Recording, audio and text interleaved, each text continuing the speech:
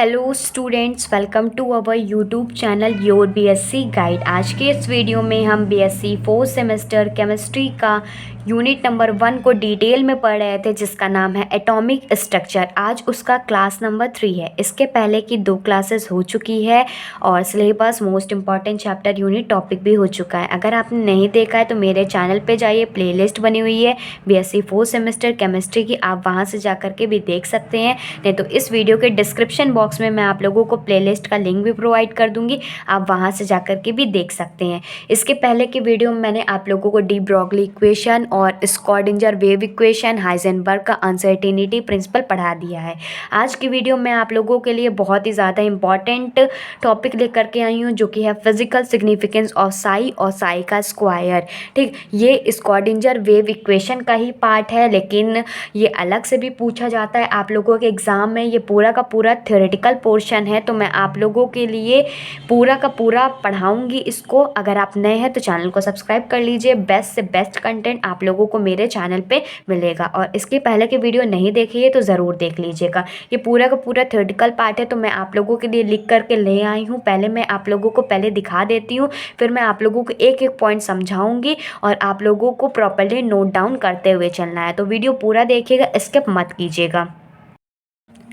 तो हेडिंग डाल लीजिए फिजिकल सिग्निफिकेंस ऑफ साई और साई स्क्वायर। ये पूरा का पूरा थ्योरेटिकल पार्ट है, तो पहले अच्छे समझ लीजिए, फिर नोट डाउन करते हुए चलिएगा और एग्जैक्टली सेम टू सेम ऐसा लिख करके भी आइएगा, तो आप लोगों को एग्ज़ाम में पूरे के पूरे मार्क्स आएंगे। ठीक, ये क्वेश्चन शॉर्ट में और लॉन्ग में दोनों तरीके से पूछा जाता है। तो इसमें सबसे पहला पॉइंट है कि इसमें समझ लीजिए कि इन क्वांटम मैकेनिक्स, जो क्वांटम मैकेनिक्स होते हैं जिसमें जो पार्टिकल्स होते हैं वो क्वांटम के फॉर्म में होता है, तो वही चीज़ कह रहा है कि क्वांटम मैकेनिक्स में जो वेव फंक्शन होता है जिसे हम साई से रिप्रेजेंट करते हैं the state of a quantum system में। ठीक, while the Sai square represent the probability density of finding a particle at a given point and time.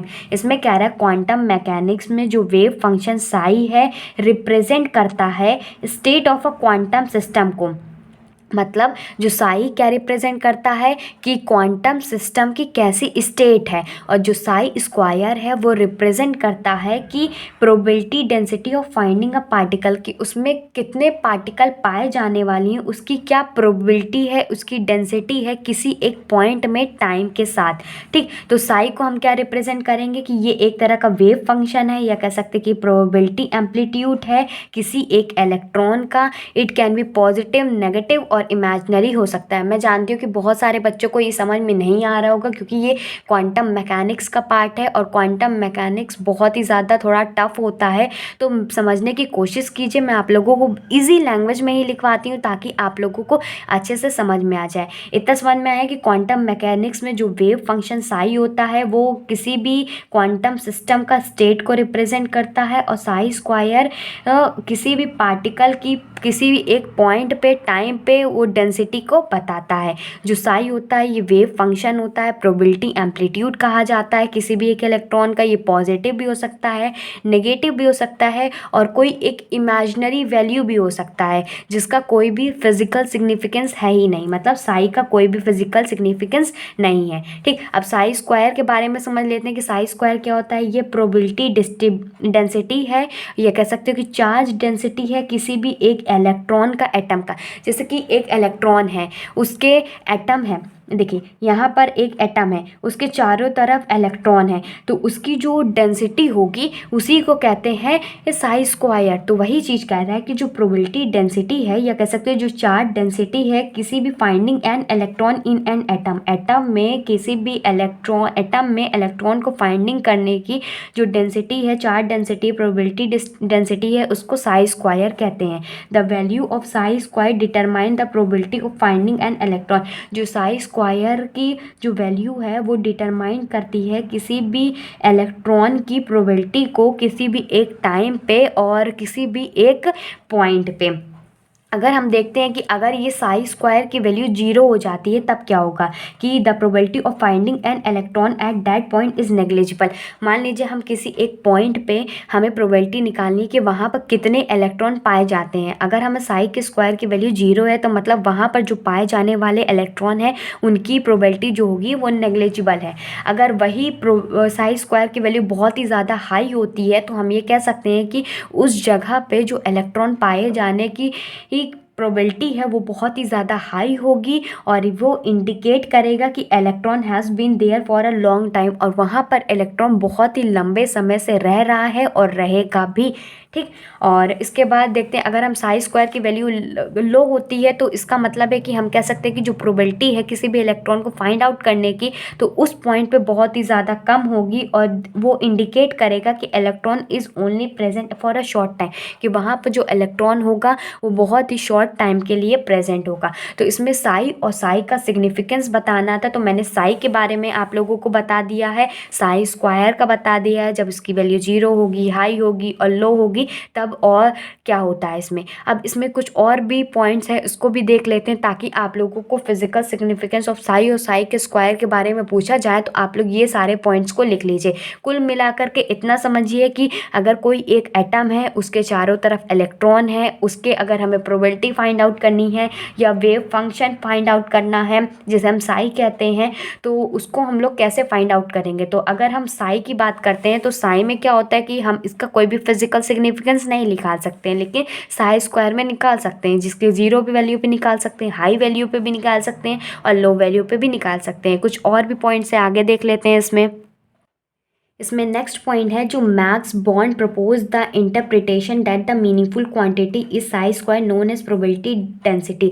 एक मैक्स बॉन्ड नाम के साइंटिस्ट जिन्होंने ये बताया कि जो इंटरप्रिटेशन होता है, ये कह सकते हो कि ये जो मीनिंगफुल क्वांटिटी है साई स्क्वायर, इसको हम लोग क्या कहते हैं, प्रोबेबिलिटी डेंसिटी कहते हैं। ठीक, साई स्क्वायर को प्रोबेबिलिटी डेंसिटी कहते हैं और ये मॉड के फॉर्म में होता है, इसकी वैल्यू कभी भी नेगेटिव नहीं होती है। अगर नेगेटिव भी होती है तो मॉड के बाहर जो लिखी जाती है तो हमेशा पॉजिटिव हो जाएगी क्योंकि स्क्वायर भी है और इनफैक्ट मॉड भी है। ठीक, the value of Sai is called the wave function. जो मैंने बताया कि जो साई होता है उसको वेव फंक्शन कहते हैं, उसे eigen function of the Schrodinger equation भी कहा जाता है। ये सारे पॉइंट्स को आप लोगों को प्रॉपर्ली नोट डाउन करके आना है ताकि आप लोगों को अच्छे से अच्छे मार्क्स मिल जाए। और ये पूरा का पूरा थ्योरेटिकल है, आप लोगों को समझाने की कोशिश कर रही हूँ, फिर भी नहीं समझ में आता है मुझे कमेंट करके बताइए कि मैं आप लोगों के लिए और भी कोशिश करूँगी, सब कुछ कोशिश करूँगी ताकि आप लोगों को अच्छे से समझ में आ जाए। ठीक, और इसमें नेक्स्ट पॉइंट है कि the wave function psi contain all the information we want to know about a system.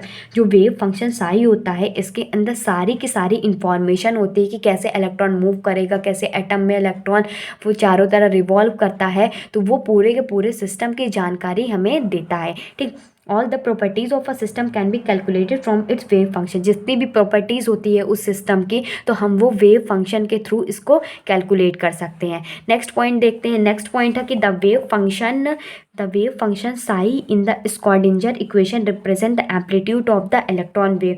जो कि मैंने अभी आप लोगों को स्क्वाडिंजर का वेव इक्वेशन बताया था ना, उसमें जो वेव फंक्शन साई होता है ये क्या रिप्रेजेंट करता है, amplitude of the electron wave. मैंने बताया था ना ए साइन ओमेगा 2 पाई वाला क्वेश्चन बताया, 2 पाई अपॉन लैम्डा जिसमें साई भी होता है। तो उसमें जो स्क्वाडिंजर का वेव इक्वेशन में जो साई होता है रिप्रेजेंट करता है किसी भी इलेक्ट्रॉन वेव की एम्पलीट्यूड के बारे में। ठीक, फिर नेक्स्ट पॉइंट है कि the probability of finding an electron at a given point in the 3D shape is proportional to psi square. इसमें कह रहा है कि the probability of finding an electron की जो इलेक्ट्रॉन निकालने की जो प्रोबेबिलिटी होती है एट अ गिवन पॉइंट, किसी एक पॉइंट पे अगर हम 3D शेप की बात करते हैं तो वो हमेशा प्रोपोर्शनल होती है। किसके प्रोपोर्शनल होती है, साई स्क्वायर के प्रोपोर्शनल होती है। तो हम ये कह सकते हैं कि जो साई स्क्वायर है वो क्या देता है, probability of finding an electron with energy at a given point about the nucleus. ठीक, ये सब आप लोगों के लिए समझने के लिए था। अगर आप लोगों को एक बार में अच्छे से समझ में आ जाएगा क्या होता है साई, क्या होता है साई स्क्वायर, क्या होता है इसकी प्रोबेबिलिटी क्या होती है,